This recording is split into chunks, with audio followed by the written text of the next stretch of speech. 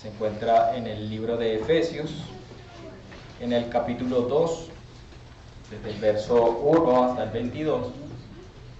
El Señor definitivamente hace como quiere, pues nuestro hermano Eduardo esta mañana dio una introducción muy grande y maravillosa para este pasaje, y espero continuar en la misma tónica y comenzar esta exposición haciendo una pequeña pregunta. ¿Cuántas familias tiene usted? ¿Ha meditado eso? ¿Cuántas familias tiene usted? Coloqué acá, algunos niños solo tienen una familia. Y hay otros niños que tienen más de una familia, porque uno o ambos de sus padres se han separado, se han divorciado, y ahora forman parte de la nueva familia del papá o de la mamá, o viceversa. Algunos adultos tienen una familia con solo un padre, porque su padre o madre tal vez murió. A veces los niños son adoptados en una familia nueva, y hay algunos niños que viven con otros niños en un orfanato porque ambos padres tal vez murieron y no hay nadie que cuide de ellos. En todo caso, hay diferentes clases de familia, pero no importa a cuál familia pertenezcamos, podemos formar parte de una segunda familia a la vez.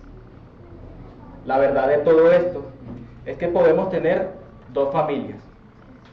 Tenemos la familia en la cual nacimos, o la familia con la que vivimos, pero si creemos en Cristo el Señor como el único Salvador, podemos también formar parte de la familia de Dios. No sé si recuerdan un hombre muy religioso con el nombre de Nicodemo. Vino a Jesús muy tarde en la noche. Él le preguntó a Jesús cómo podía formar parte del reino de Dios. Jesús le dijo: todos los que deseen formar parte de la familia de Dios, les es necesario nacer de nuevo. ¿Recuerdan esta historia en el Evangelio según San Juan capítulo 3? Y para hacer una acotación con respecto a este pasaje, y ya que lo recuerdan, Nicodemo, ¿qué fue lo que preguntó? ¿Cómo es posible que un hombre, siendo ya adulto, pueda nuevamente entrar en el vientre de su madre? Recordemos que cuando vamos a Dios en fe y arrepentimiento, nuestro Dios nos perdona y comenzamos una vida nueva, como parte de la familia de Dios. ¿Recuerdan también a un recaudador de impuestos llamado Zaqueo? Él, por su parte, colocó toda su confianza en Jesús, creyó en Él y llegó a ser parte de la familia de Dios. Y esta mañana, a través de este pasaje de la Escritura, deseo que podamos conocer un tanto acerca de la historia de Dios. Y he titulado este pequeño sermón: llegando a formar parte de la familia de Dios. Les invito a que vayamos a nuestro texto, Efesios capítulo 2, verso 1 al 22. Leemos: y Él os dio vida a vosotros cuando estabais muertos en vuestros delitos y pecados, en los cuales anduvisteis en otro tiempo, siguiendo la corriente de este mundo, conforme al príncipe de la potestad del aire, el espíritu que ahora opera en los hijos de desobediencia, entre los cuales también todos nosotros vivimos en otro tiempo en los deseos de nuestra carne, haciendo la voluntad de la carne y de los pensamientos, y éramos por naturaleza hijos de ira, lo mismo que los demás. Pero Dios, que es rico en misericordia, por su grande amor con que nos amó, aun estando nosotros muertos en pecados, nos dio vida juntamente con Cristo. Por gracia sois salvos. Y juntamente con Él nos resucitó y asimismo nos hizo sentar en los lugares celestiales con Cristo Jesús, para mostrar en los siglos venideros las abundantes riquezas de su gracia, en su bondad para con nosotros en Cristo Jesús. Porque por gracia sois salvos por medio de la fe, y esto no es de vosotros, pues es don de Dios, no por obras, para que nadie se gloríe, porque somos hechura suya, creados en Cristo Jesús para buenas obras, las cuales Dios preparó de antemano para que anduviésemos en ellas. Por tanto, acordaos de que en otro tiempo vosotros los gentiles en cuanto a la carne, erais llamados sin circuncisión por la llamada circuncisión hecha con mano en la carne. En aquel tiempo estabais sin Cristo, alejados de la ciudadanía de Israel y ajenos a los pactos de la promesa, sin esperanza y sin Dios en el mundo. Pero ahora en Cristo Jesús, vosotros que en otro tiempo estabais lejos, habéis sido hechos cercanos por la sangre de Cristo, porque Él es nuestra paz, que de ambos pueblos hizo uno, derribando la pared intermedia de separación, aboliendo en su carne las enemistades, la ley de los mandamientos expresados en ordenanzas, para crear en sí mismo de los dos un solo y nuevo hombre, haciendo la paz, y mediante la cruz reconciliar con Dios a ambos en un solo cuerpo, matando en ella las enemistades.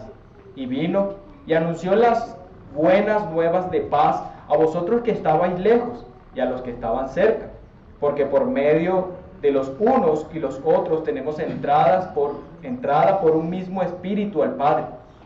Así que ya no sois extranjeros ni advenedizos, sino conciudadanos de los santos y miembros de la familia de Dios, edificados sobre el fundamento de los apóstoles y profetas, siendo la principal piedra del ángulo Jesucristo mismo, en quien todo el edificio, bien coordinado, va creciendo para ser un templo santo en el Señor, en quien vosotros también sois juntamente edificados para morada de Dios en el Espíritu. En base a lo que acabamos de leer, podemos ver que definitivamente el libro de Efesios es una epístola donde el apóstol Pablo expresa de principio a fin las bendiciones más maravillosas que tiene Dios para sus hijos, las cuales Él preparó de antemano para que anduviésemos en ellas. Y en particular, en este capítulo 2, encontramos de qué forma Dios ha traído salvación para nosotros y cómo esa salvación en sí misma ha traído la bendición de formar parte de la familia de Dios, la cual es de Dios.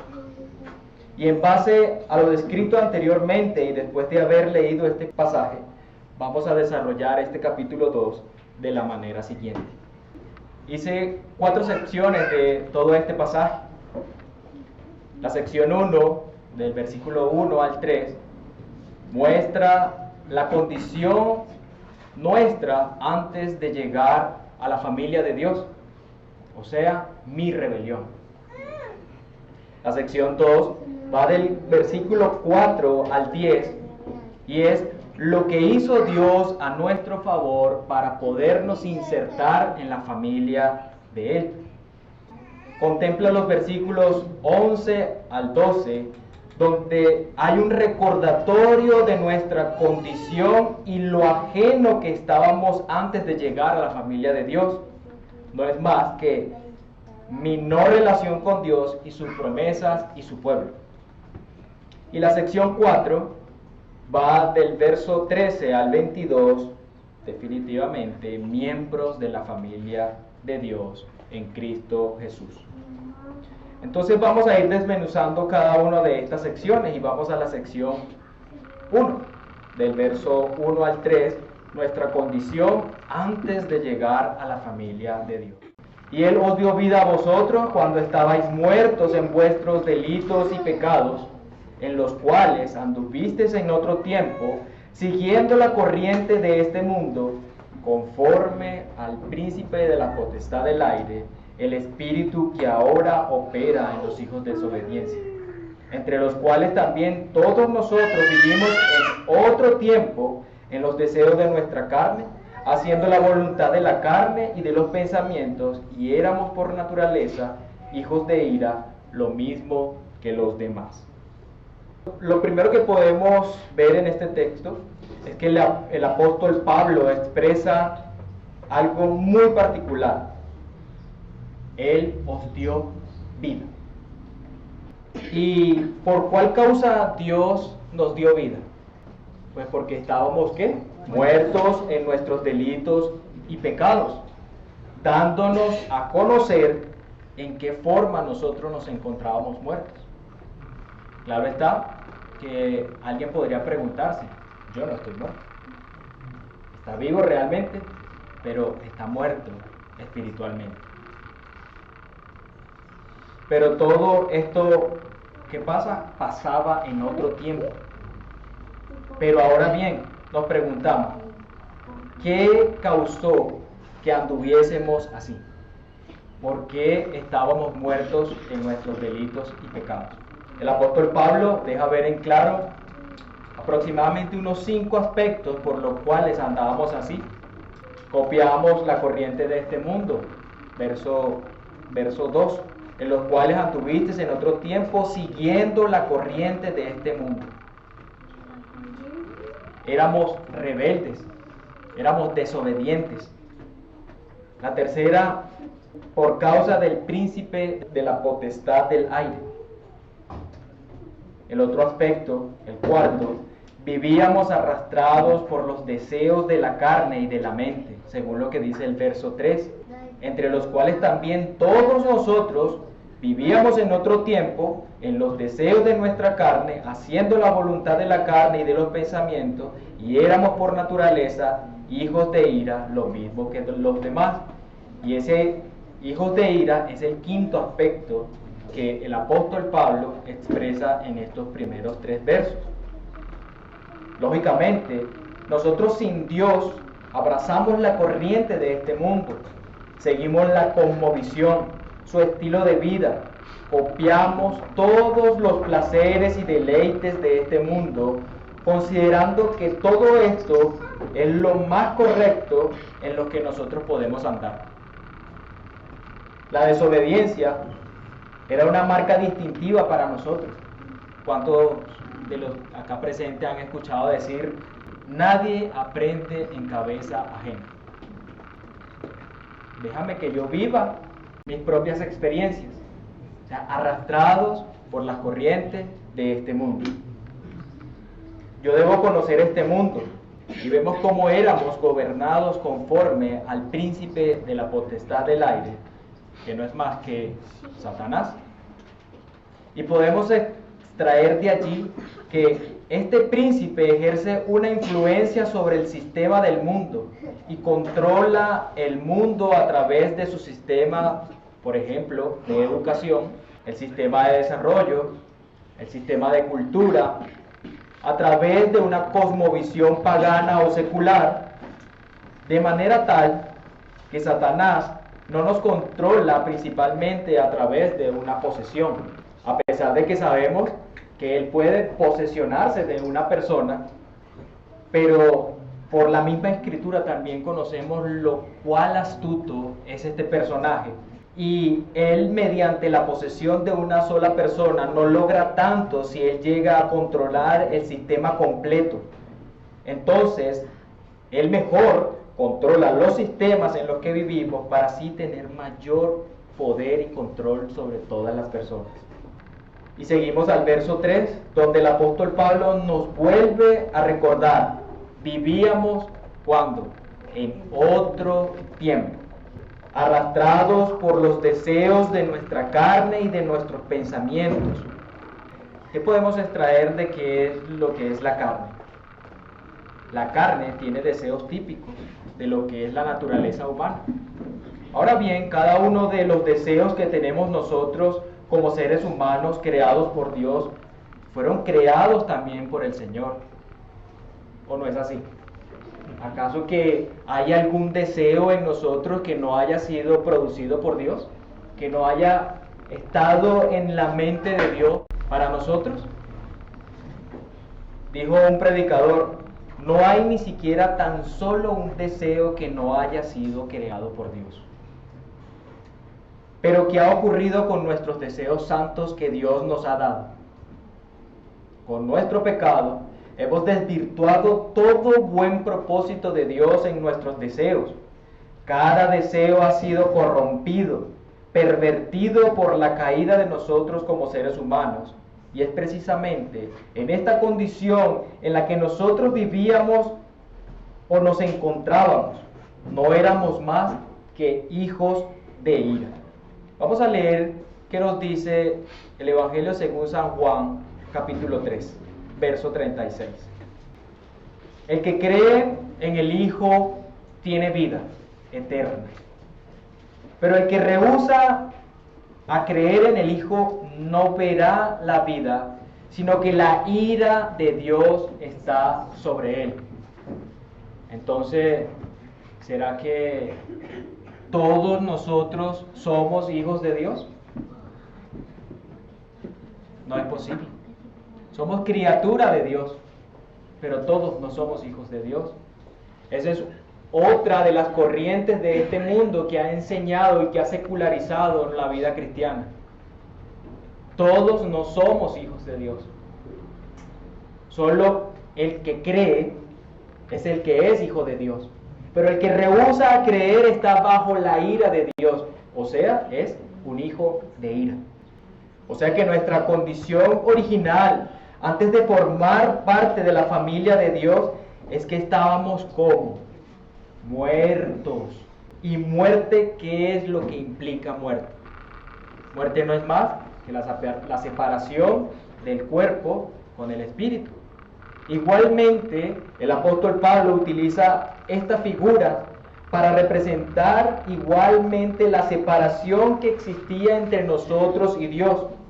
Estábamos conformados a los deseos pervertidos porque estábamos separados de Dios. Pero ¿saben qué? Estábamos unidos con el mundo, y al mundo sí deseábamos conocerlo, pero a Dios no.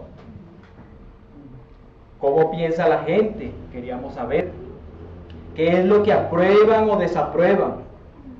¿Cómo los profesores de las universidades, colegios, piensan que es lo mejor? ¿Quién en este mundo puede ser el modelo a seguir? ¿Quién en este mundo son los héroes de la vida? Y es así como el hombre vive antes de ser insertado en la familia de Dios. Nos preguntamos entonces, si no hemos todavía sido insertados en la familia de Dios, ¿a cuál familia entonces pertenecemos? Te invito que vayamos al pasaje de Juan 8, 34 al 46, para dar respuesta a cuál familia entonces nosotros pertenecíamos antes de ser insertados en la familia de Dios. Jesús les respondió: de cierto os digo, que todo aquel que hace pecado, esclavo es del pecado. Y el esclavo no queda en casa para siempre, el Hijo sí queda para siempre. Así que, si el Hijo os libertare, seréis verdaderamente libres. Sé que sois descendientes de Abraham, pero procuráis matarme, porque mi palabra no haya cabida en vosotros. Yo hablo lo que he visto cerca del Padre, y vosotros hacéis lo que habéis oído cerca de vuestro Padre. Respondieron y le dijeron: nuestro Padre es Abraham. Jesús les dijo: si fuereis hijos de Abraham, las obras de Abraham haríais. Pero ahora procuráis matarme a mí, hombre que os he hablado la verdad, la cual he oído de Dios. No hizo esto Abraham. Vosotros hacéis las obras de vuestro padre. Entonces le dijeron: nosotros no somos nacidos de fornicación, un padre tenemos que es Dios. Jesús entonces les respondió: si vuestro padre fuera Dios, ciertamente me amaréis, porque yo de Dios he salido, y he venido no por mi cuenta, sino que Él me envió. ¿Por qué no entendéis mi lenguaje?, les preguntó. Porque no podéis escuchar mi palabra. Vosotros sois de vuestro padre el diablo, y los deseos de vuestro padre queréis hacer. Él ha sido homicida desde el principio y no ha permanecido en la verdad, porque no hay verdad en él. Cuando habla mentira, de suyo habla, porque es mentiroso y padre de mentira. Y a mí, porque digo la verdad, ¿no me creéis? ¿Quién de vosotros me redarguye de pecado? Pues si digo la verdad, ¿por qué vosotros no me creéis? El que es de Dios, las palabras de Dios oye. Por esto no las oís vosotros, porque no sois de Dios. Entonces, si no estás insertado en la familia de Dios, ¿a cuál familia perteneces? Y con todo esto en mente, y con todo lo anterior descrito, y agradeciendo al Señor por la maravillosa bendición de la salvación, nos vamos hasta la segunda sección del pasaje, versos del 4 al 10 del libro de Efesios. Pero Dios, que es rico en misericordia, por su gran amor con que nos amó, aun estando nosotros muertos en pecados, nos dio vida juntamente con Cristo. Por gracia sois salvos. Y juntamente con Él nos resucitó, y asimismo nos hizo sentar en los lugares celestiales con Cristo Jesús, para mostrar en los siglos venideros las abundantes riquezas de su gracia en su bondad para con nosotros en Cristo Jesús. Porque por gracia sois salvos por medio de la fe, y esto no es de vosotros, pues es un don de Dios, no por obra, para que nadie se gloríe, porque somos hechura suya, creados en Cristo Jesús para buenas obras, las cuales Dios preparó de antemano para que anduviésemos en ellas. Y recuerda el título de la sección 2, lo que hizo Dios a nuestro favor para insertarnos en la familia de Dios.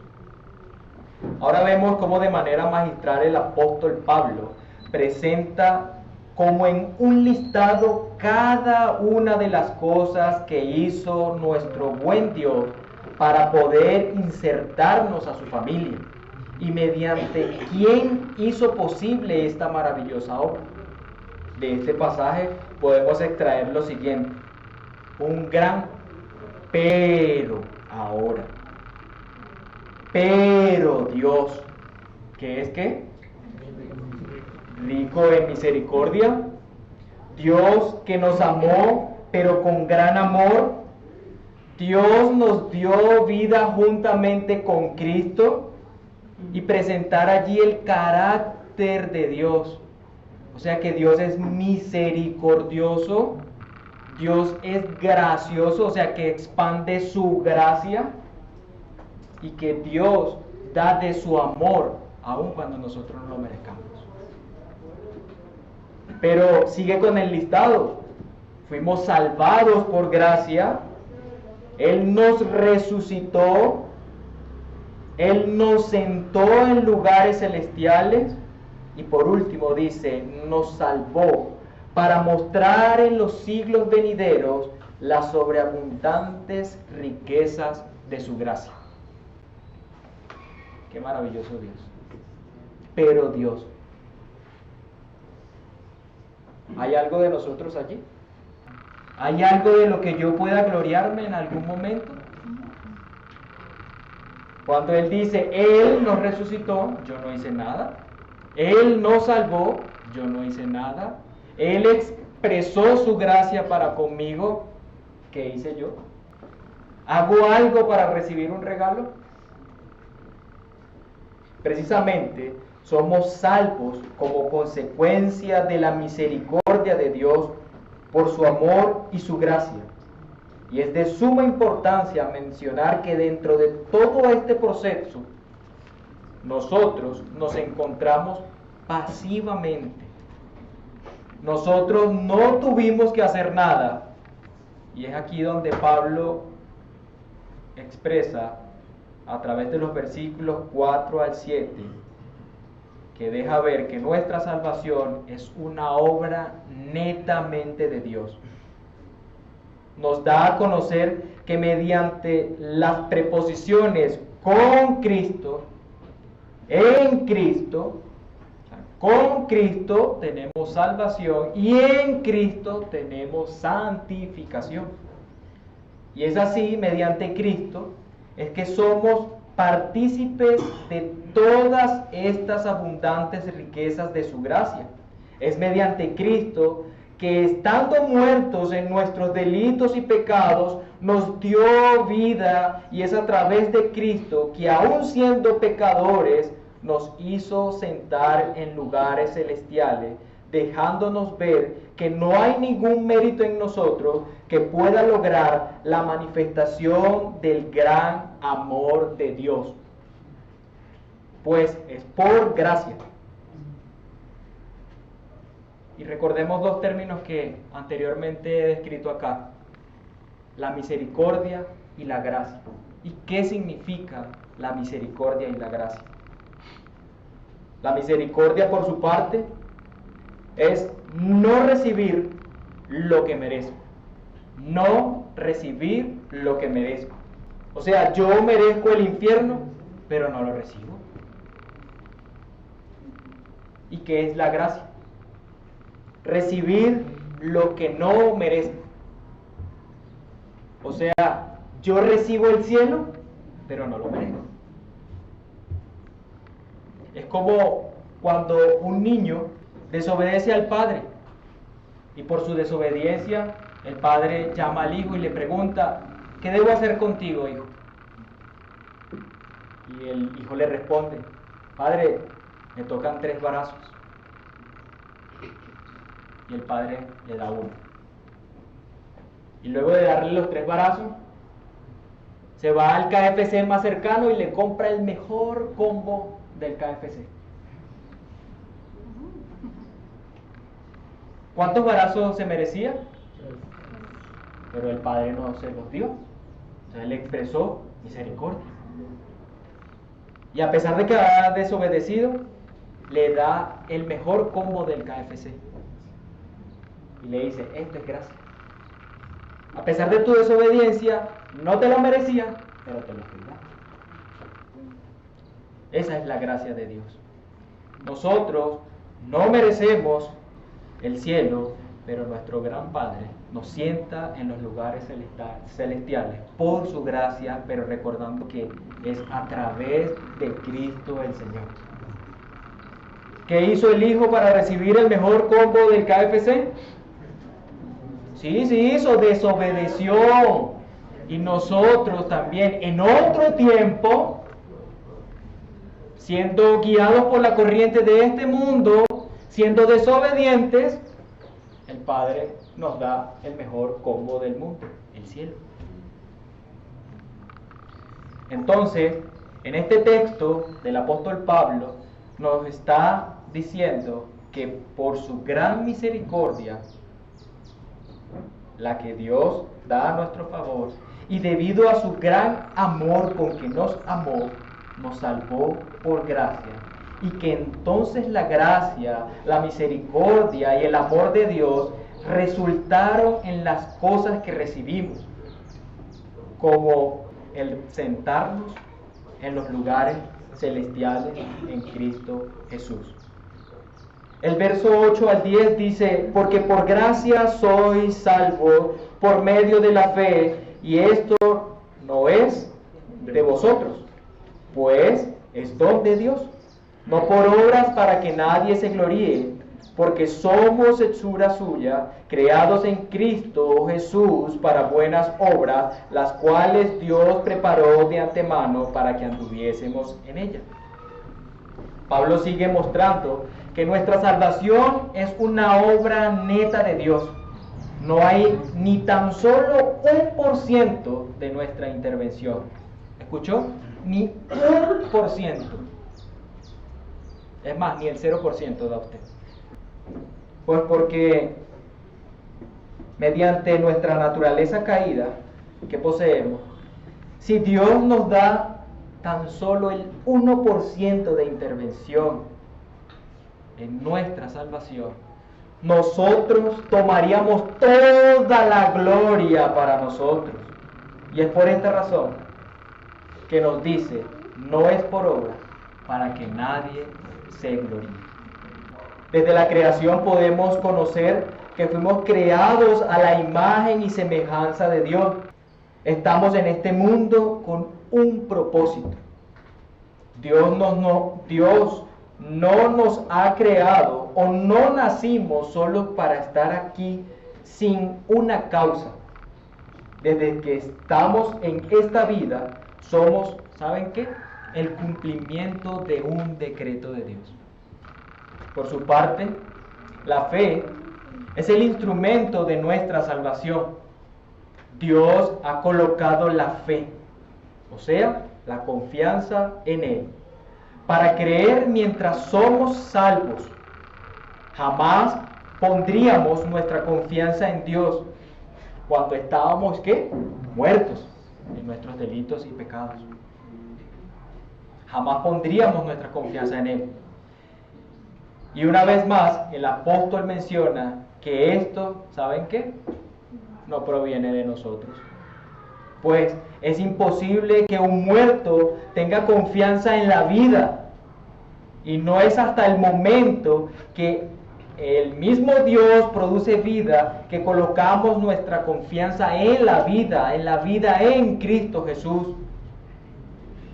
Mis amados hermanos, nosotros no estamos en esta mañana, en esta silla sentados, porque Dios, cuando nos creó, pues porque lo dice, somos hechura suya, sin propósito. Pues Él preparó esta buena obra aquí en Armenia, movió todo para que esta buena obra hoy día esté en este lugar. Porque es por Dios que estamos aquí. En el caso mío muy particular, porque yo no tomé la decisión de salir de mi país, pues porque no estaba en la mente de Dios. Porque en el plan perfecto de Dios, cada uno de nosotros fue y es preparado y capacitado para andar en esta buena obra. Y es por eso que llegamos a la sección 3. El recordatorio de nuestra condición y lo ajeno que estábamos antes de llegar a la familia de Dios. Es decir, mi no relación con Dios y sus promesas y su pueblo. Leemos el verso 11 al 12. Por tanto, acordaos de que en otro tiempo vosotros los gentiles en cuanto a la carne erais llamados incircuncisión por la llamada circuncisión hecha con mano en la carne. En aquel tiempo estabais sin Cristo, alejados de la ciudadanía de Israel y ajeno a los pactos de la promesa, sin esperanza y sin Dios en el mundo. Pablo, al parecer, vuelve otra vez y les recuerda a este pueblo gentil, que es diferente que nosotros, ¿verdad? No, que es igual a nosotros. Pablo les recuerda nuevamente, en esta pequeña sección, que siendo este pueblo mayormente gentil, la iglesia de Éfeso, estaban ajenos a los pactos y a las promesas. Estaban en el mundo, alejados, sin Dios, y eran, en cuanto a la carne, llamados como incircuncisión. Pues porque nosotros los gentiles no nos circuncidamos. Entonces, de la llamada circuncisión, o sea, los judíos le decían a los gentiles incircuncisos? Pues porque ellos sí tenían los pactos y las promesas que menciona el apóstol Pablo. Y como ellos sí tenían eso, entonces ellos les llamaban a ellos incircuncisos. El pueblo gentil no tenía la ordenanza de ser circuncidado. Y estando ajenos y estando alejados, según lo que dice el verso 12, en aquel tiempo estabais sin Cristo, sin Dios en el mundo, porque los gentiles no éramos del pacto que Dios hizo con Abraham. Las promesas para los descendientes del hijo de la promesa no era para el pueblo gentil. Estábamos sin Dios en el mundo, o sea, literalmente perdidos sin un propósito en el mundo, destinados a una perdición y a una condenación eterna. Y recordando que esta vez así, bajo esta condición, llegamos a nuestra última sección, que es del verso 13 al 22. Miembros de la familia de Dios en Cristo Jesús. Pero ahora, en Cristo Jesús, vosotros que en otro tiempo estabais lejos, habéis sido hechos cercanos por la sangre de Cristo, porque Él es nuestra paz, que de ambos pueblos hizo uno, derribando la pared intermedia de separación, aboliendo en su carne las enemistades, la ley de los mandamientos expresados en ordenanzas, para crear en sí mismo de los dos un solo y nuevo hombre, haciendo la paz, y mediante la cruz reconciliar con Dios a ambos en un solo cuerpo, matando en ella las enemistades. Y vino y anunció las buenas nuevas de paz a vosotros que estabais lejos y a los que estaban cerca, porque por medio de los unos y los otros tenemos entrada por un mismo espíritu al Padre.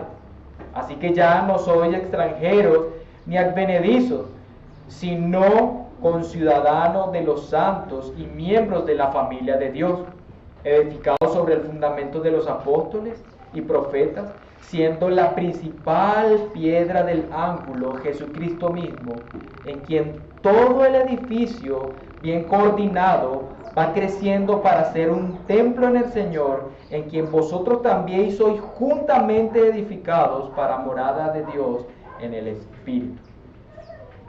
Mis amados hermanos, pero ahora Dios, ¿saben qué hizo? Derribó la pared intermedia de separación. Y vuelve el apóstol Pablo con un pero. Otra vez el contraste. Estabas así, pero ahora no estás así. Estabas así, pero ahora eres parte de esto. Y Cristo abolió en su carne, o sea, cuando tomó forma de siervo y habitó entre los hombres, rompió las enemistades. ¿Cuáles enemistades? La enemistad que existía entre Dios y el hombre, y la pone en plural, pues porque también rompió la enemistad que existía entre los judíos y los gentiles. O sea, rompió por completo dos enemistades que existían, la de él con el hombre y entre estos dos pueblos. También sabe qué hizo, la ley de los mandamientos expresados en ordenanzas. Cuando él tomó forma de siervo y habitó entre los hombres, mediante la cruz, él permitió la reconciliación entre Dios y el pueblo judío, Dios con el pueblo gentil. Y si alguien llegara a preguntarse, ¿y qué en la antigüedad de los pueblos antes de la cruz? El pueblo judío no tenía al Cristo en la cruz. ¿Cómo podía ser reconciliado? La respuesta es, debían colocar su confianza, su fe, ¿en qué? En esa profecía que decía que el Mesías que había de venir moriría en una cruz. Y por esa confianza era que ellos iban a ser salvos. Cuando leemos los versos 17 al 18, dice: y vino y anunció las buenas nuevas de paz a vosotros que estabais lejos y a los que estabais cerca, porque por medio de los unos y los otros tenemos entrada por un mismo espíritu. En estos dos versos, Pablo lo que quiere expresar a sus destinatarios es que no hay una forma diferente para los judíos y los gentiles el hecho de formar parte o ser miembros de la familia de Dios. No hay una forma diferente. Es a través de un mismo espíritu y mediante el Espíritu Santo que el hombre, sea del pueblo que sea, de la cultura que sea, es regenerado. Y es a través de un mismo espíritu que somos insertados en la familia de Dios. No hay formas diferentes. Es un mismo espíritu el que logra esto en nosotros. Leemos el verso 19 al 22. Así que ya no soy extranjeros ni advenedizos, sino conciudadanos de los santos y miembros de la familia de Dios, edificados sobre el fundamento de los apóstoles y profetas, siendo la principal piedra del ángulo Jesucristo mismo, en quien todo el edificio bien coordinado va creciendo para ser templo santo en el Señor, en quien vosotros también sois juntamente edificados para morada de Dios en el Espíritu. ¿Saben qué? Pero ahora en Cristo, donde hay salvación, ya no somos más extranjeros. ¿Y la palabra extranjero qué significa? Natural de un sitio distinto al que se encuentra o reside. Ya no eres más extranjero. Ni advenedizo. ¿Qué significa advenedizo? Que se ha introducido en una posición o tiene una actividad que no le corresponde por capacidad. Imagínense eso. O sea, estás completamente inhabilitado, incapacitado, pero ya no eres más un advenedizo. ¿Por qué? Pues porque a través del Espíritu Santo Dios te ha capacitado para tener la salvación.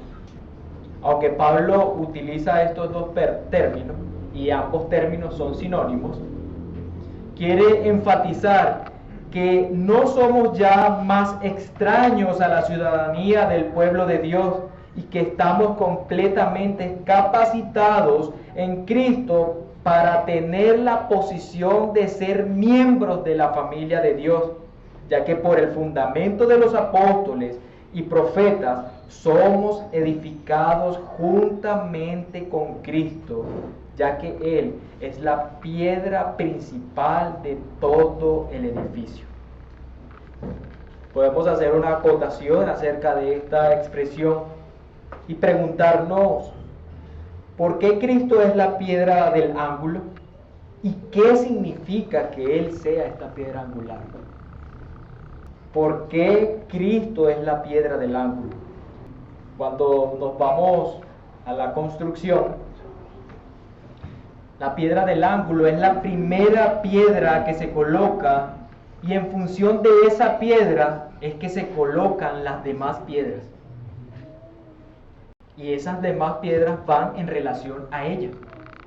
Por eso es que Cristo es la piedra del ángulo. Es la primera piedra y todo depende de Él. Ahora bien, ¿qué significa que Cristo sea la piedra angular?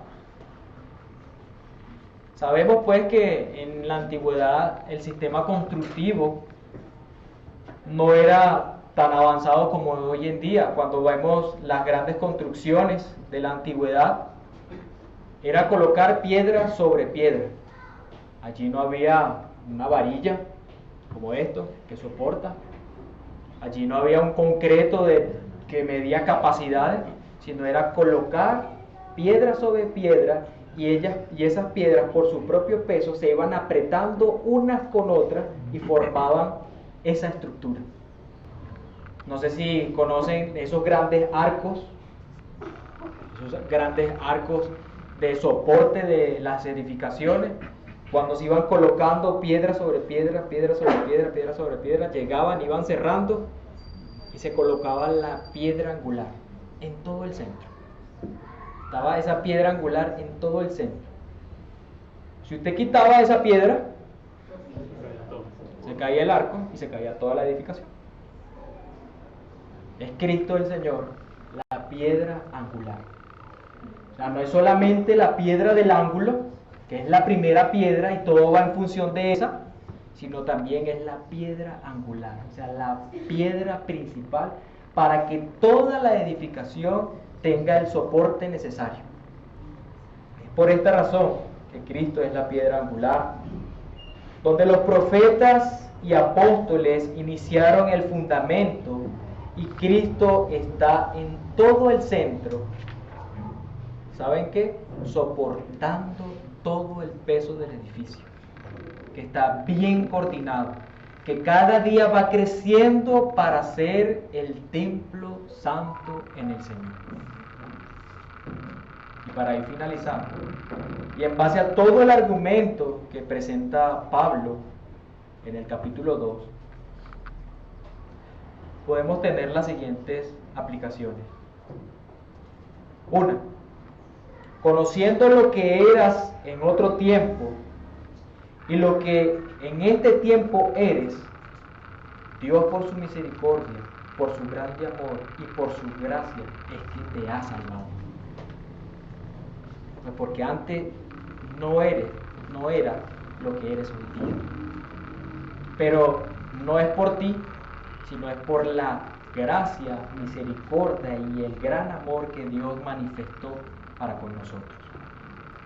En segunda instancia podemos decir que en todo tiempo tu salvación e inserción en la familia de Dios es por pura gracia, donde la obra tuya es ser pasivo y benefactor de las más maravillosas bendiciones de Dios.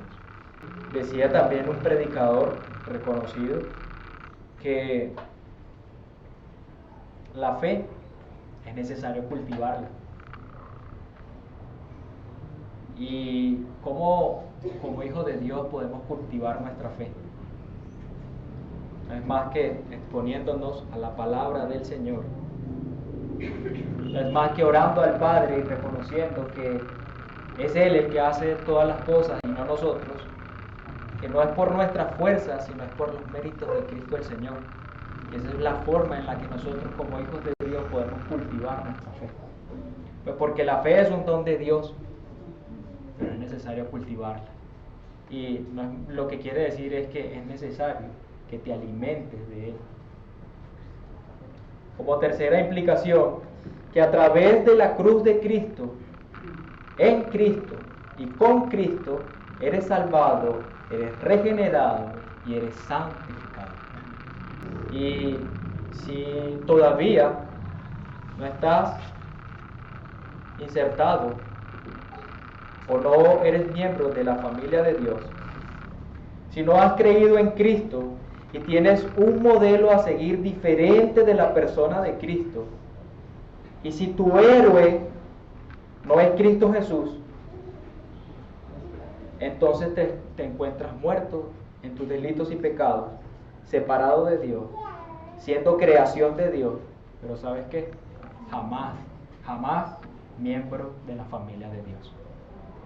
Así que si no has creído en Cristo, te invito a que creas en Cristo el Señor para que seas parte de la familia de Dios y dejes de ser un extraño, dejes de ser un advenedizo, dejes de ser un extranjero y empieces a caminar conforme a los miembros de la familia de Dios.